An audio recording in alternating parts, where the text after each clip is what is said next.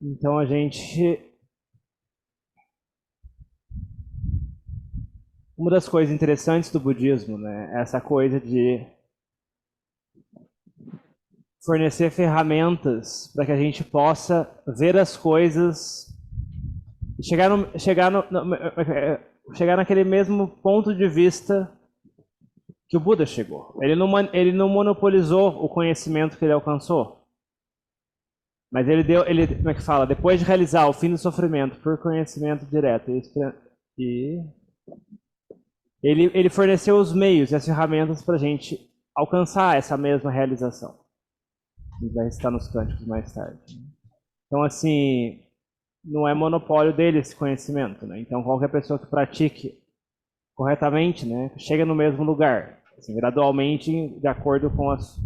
É uma coisa que a gente vê tudo ao mesmo tempo, né? As coisas vão se encaixando devagarzinho até a gente chegar lá. Então, para quem busca respostas, né, a gente é dado ferramentas para a gente buscar as respostas, né? Porque se a gente simplesmente, mesmo se a gente acreditar no que o Buda fala cegamente, não vai resolver, não vai ser suficiente para resolver os nossos problemas. Não vai ser suficiente para aliviar o sofrimento quando surge no coração, seja com relação à morte ou seja com relação a qualquer outro assunto. A mente tem que ver por conta própria e ter clareza sobre esses assuntos. E para isso ela precisa de várias outras qualidades para suportar essa visão clara. Então, se a gente quer ter uma visão clara da realidade, né, para que a nossa mente possa viver em harmonia com o mundo e não brigar com a natureza natural das coisas, o fluxo natural das coisas. Então, a gente tem que mudar, né? A gente vai precisar mudar. E mudança é uma coisa que incomoda as pessoas. Mas assim, se a gente não muda também, como é que a gente vai ter harmonia com a natureza das coisas? Não tem como, né? Então, assim, essa visão clara, né, que a gente pode desenvolver, né, exige cuidados, né, como a gente vive a nossa vida, né, porque, então, assim, toda a forma como a gente vive a nossa vida afeta essa mente, né, tal como que a gente come afeta esse corpo, né. Então, para onde a gente direciona a nossa mente? Ou o que a gente faz com a nossa mente ao longo do dia, né? Porque assim, a tendência atual é o quê? É dispersar a mente por toda parte. Depois as pessoas têm problemas de atenção e não sabem a causa. Mas as pessoas dispersam a atenção por toda parte. E aí a mente não vai ter clareza, não vai ter foco, não vai ter estabilidade, não vai ter firmeza. Então, assim, a prática de meditação no contexto budista, né, dentro de um contexto maior, né, tipo, dentro de uma série de outras coisas que suportam essa prática. Então, para a gente ter paz na meditação, né, tipo, não adianta simplesmente sentar em meditação e apertar um botão, né, ou saber uma técnica mágica ou o mantra correto. A gente tem que ter um compromisso em olhar as outras coisas também, né, ao redor da nossa vida, como a gente vive nossa vida, o que a gente faz com essa mente. Se a gente faz isso, a gente vai ter os maiores benefícios, né? Existe também a opção, hoje em dia, da meditação sem contexto, né? Que é o tal do mindfulness, né? Os benefícios vão ser... Tem benefícios também, mas não são os mesmos da prática do Dhamma, né? Dentro de um contexto maior que a gente toma todos os demais cuidados, né? Então tem que saber o que a gente está buscando, né? Que nível de benefício a gente está buscando, né? O Buda fala sobre o fim de todo sofrimento, o fim das causas do sofrimento, para que ele não possa surgir de novo. Isso é uma coisa que o mindfulness não vai oferecer. O mindfulness, no máximo, vai aliviar o sofrimento, mas não vai remover as causas. Não tem como, não tem as causas e condições para isso. Então, o que a gente quer fazer? A gente quer aliviar o problema, a gente quer resolver o problema para não surgir de novo, nunca mais. De acordo com as nossas inclinações, de acordo com as nossas tendências, né? Cada um está no seu momento. Tem pessoas que começam pelo mindfulness, depois vêm para o budismo, tem pessoas que começam no budismo e depois terminam no mindfulness, não tem regra, né? Cada um tem o seu momento, né? Depende do parâmetro de cada um, as qualidades espirituais que cada um construiu ao longo do tempo. Então essa visão clara das coisas que permite que a gente fique em paz com as coisas que acontecem ao nosso redor, né? Então a gente tem que cuidar dessa mente, né? Para ela treinar essa mente. E treinar é treinar, né? Tipo, treinar é um negócio que, tipo, a gente escuta no mundo do atletismo, né? Treinar, tem que acordar cedo, tem que ter disciplina, tem que ter determinação, tem que ter dedicação, compromisso. Não é um remédio que você vai na farmácia, compra e toma e você vira um atleta, né? Então, assim, tal como um atleta, vai exigir esse nível de comprometimento, né? De dedicação, de regularidade, né? Não tem um curso, pacote de aplicativo de meditação mágica, né? Existe, até tem, mas é questionável os benefícios disso. Então, assim, como é que chama? Exige esse esforço, exige uma dedicação, exige paciência, né? Tal como um jardim, né? Você chega num terreno baldio e você olha lá, cadê as árvores? Eu vim nesse jardim buscando frutas. Mas é um terreno baldio, né? Não tem nada ainda, só tem lixo.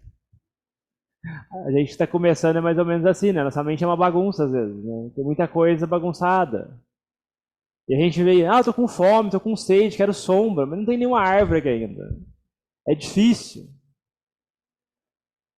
Mas devagarzinho, se a gente for colocando as causas e condições, limpando esse terreno, colocando as sementes, regando e cuidando, as coisas vão melhorando, né? E a gente vai tendo um jardim cada vez mais belo, que eventualmente nos dá alguns frutos. A gente pode comer enquanto a gente se aproveita da sombra. Mas no começo não é fácil, né? É mentira, eu estaria mentindo se falar que é fácil assim no começo, né? Porque a gente vai ter que dá trabalho, né? Dá trabalho, né? Tem que ter paciência. A mente não treinada é difícil de lidar, né? A gente tem que ter dedicação, compromisso. Mas se a gente faz isso, né, tem paciência, né, ao longo do tempo a gente vai vendo alguma melhoria. Não é que tipo, não, eu vou experienciar o fim do sofrimento de uma vez toda, né? Uf, acabou o sofrimento da minha vida. A gente vai largando de sofrimentos mais grosseiros, né? Tipo, aquela coisa que alguma pessoa te falava que te incomodava muito, agora não te incomoda mais. A sua mente consegue ver aquilo com clareza. Ou então uma coisa que te deixava muito agoniado não te deixa mais tão agoniado. E a mente vai ficando mais em paz, assim. E a gente vai removendo, assim, pouquinho a pouquinho, as causas do sofrimento.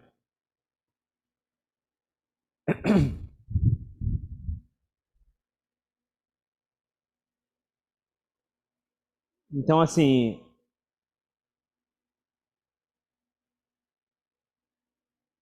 se a gente só buscar informação, também acaba sendo um obstáculo, né? Porque memorização não resolve problemas, né? Não adianta ler todo o cânone budista, né? Não vai resolver os nossos problemas, porque a gente não vai ter as mesmas qualidades na hora que precisar usar para resolver o problema. É que nem estudar medicina e pegar um paciente no pronto-socorro entre a vida e a morte. Você pode ter lido todos os livros de medicina, mas você nunca pôs a mão num corpo. Quero ver se você saber fazer ao vivo. Na prática de meditação não é muito diferente. A gente tem que acostumar a pôr a mão na massa. Informação não precisa de muito. A gente acha que, nossa, o budismo eu vou ter que estudar, vou ter que fazer trabalho de faculdade, vou ter que virar à noite fazer. Não é também isso. Não precisa de tanta informação. Essa tradição de floresta da Tailândia é muito simples. Dá para resumir em umas poucas frases o que é preciso fazer em termos de prática. O resto é com a gente. É trabalho e dedicação e persistência. Mas informação não tem essa preocupação, que informação vai ser demais, vou ter que ficar lendo livro, vou ter que ficar lendo capítulo de livro, nada disso. Não é necessário. Não é essencial. Porque assim, como eu falei, a gente busca respostas, mas a gente tem que buscar essas respostas dentro da própria mente, né? E se vier ali na própria mente, a mente vai ter firmeza, vai ter solidez, vai ter convicção, vai ter clareza, e vai ter certeza. E aquilo que a gente lê, escuta, ouve dos outros, a gente sempre fica na dúvida. Agora, o que a mente viu com clareza e nitidez, ninguém tira isso da gente. Né? Alguém pode falar para você, ah, não é assim, mas a mente vai falar, não, eu tenho certeza absoluta que é assim. E que isso é o ciclo natural das coisas. E eu consigo abrir mão. Então, assim, a mente tem essa solidez, ela não fica abalada pelas coisas externas, né? Vai ficando mais firme, né? Então, é uma coisa que a gente constrói. Então, a gente tem que construir as qualidades para essa mente clara. E uma das qualidades necessárias é paz, tranquilidade, firmeza e energia.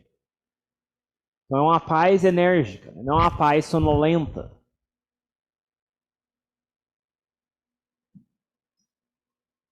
E sono também é o outro extremo, né? A mente agitada é uma coisa, a mente sonolenta é outra. Né? São dois extremos que são problemáticos. Né? A gente tem uma mente pacífica e nítida, clara, que sirva para a gente ter clareza. Então, se a gente senta em meditação ou usa a meditação para dormir, né? Tipo, não vamos ter esses benefícios.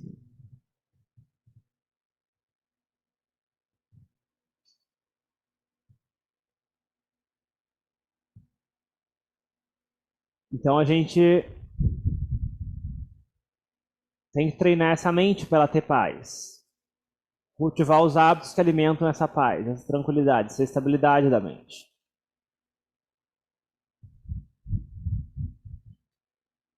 Então a gente não pode deixar a mente rodando por toda parte. A gente precisa ter algo para ancorar a nossa mente. Ancorar a nossa mente e servir como ponto de referência, né? A gente saber, opa, a minha mente saiu do ponto de referência, eu tenho que trazer de volta. Se a gente não tiver uma âncora, nossa mente vai ser simplesmente arrastada por toda parte. Se a gente deixar a mente sem objeto, a mente é arrastada por toda parte. Então uma das práticas que a gente faz é a prática de cânticos. Para algumas pessoas pode soar muito devocional ou isso e aquilo, mas assim, é mais sobre essa própria mente. Sobre ficar momento a momento com a sílaba que a gente está recitando. Sobre o cântico, só isso é o suficiente de instrução. Quando a gente está fazendo os cânticos, a gente foca a sílaba que a gente está recitando. A gente não lê a próxima linha, a gente não lê a linha que vem depois. Óbvio que a gente deve refletir com sabedoria no significado dos cânticos, mas isso é algo a ser feito depois. Enquanto a gente está fazendo, a gente foca na sílaba que a gente está recitando. A gente recita tanto em Pali como em português. Então, quando a gente está lendo em Pali, a gente foca na sílaba em Pali. Quando a gente está lendo em português, a gente foca na sílaba em português. Então, em termos de instrução para a prática de cânticos, isso é o suficiente. Aí não sei Pali, não tem problema. A gente foca lendo sílaba a sílaba, né? Mentalmente que seja. Tenta acompanhar. Esse é o treino preliminar da prática de meditação. Não acho que é perda de tempo, né? É um treino preliminar que ajuda na prática. E que às vezes poupa muito tempo. Às vezes é mais benéfico você fazer meia hora de cântico e depois meditar do que simplesmente sentar em meditação com a mente por toda parte. Então os cânticos são mais sobre essa própria mente, sobre treinar e disciplinar essa própria mente a ficar no momento presente numa sílaba específica. E não tanto sobre alguma coisa que está escondida atrás do altar que a gente está pedindo coisas. Não é o caso.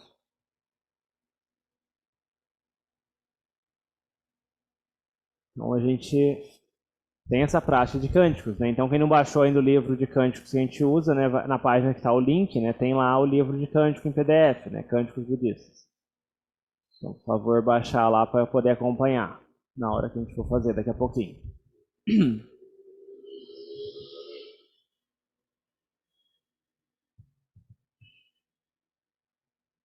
Então, em termos de instruções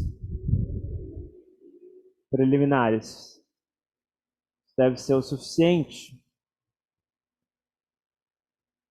Mas pro final fala outras coisas de como levar isso na vida diária, né? A gente abre para perguntas também lá pro final, né?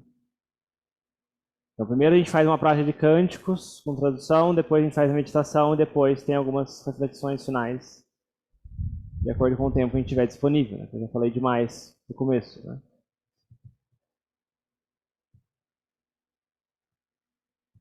Então, sem mais delongas, né, a gente vai para a prática, né? Porque a prática é onde a gente vai ter as respostas de verdade, né? Onde a gente vai fazer os experimentos no laboratório, né? Então, a prática budista, né, não precisa de tanta informação a respeito. A gente precisa estudar um pouquinho, você vê? Esses detalhes que eu menciono, né? De cuidados com a vida diária, né? Onde que a gente direciona a nossa mente, né? Focar sílaba a sílaba, né? Mas o principal trabalho no budismo é a prática. Né? Ficar lendo demais acaba sendo um obstáculo para a própria mente, né? Porque a gente fica cheio de ideias. E em vez de ficar no momento presente, na sílaba que a gente está recitando, a gente vai ficar pensando, o que eu estou fazendo é tal nome, é tal termo técnico, é isso ou aquilo. A gente fica confuso, a gente se perde. Então a gente tem que focar na prática, porque na prática a gente vai ter respostas, na prática a gente vai resolver os problemas. Né? Na prática a gente vai ver por conta própria.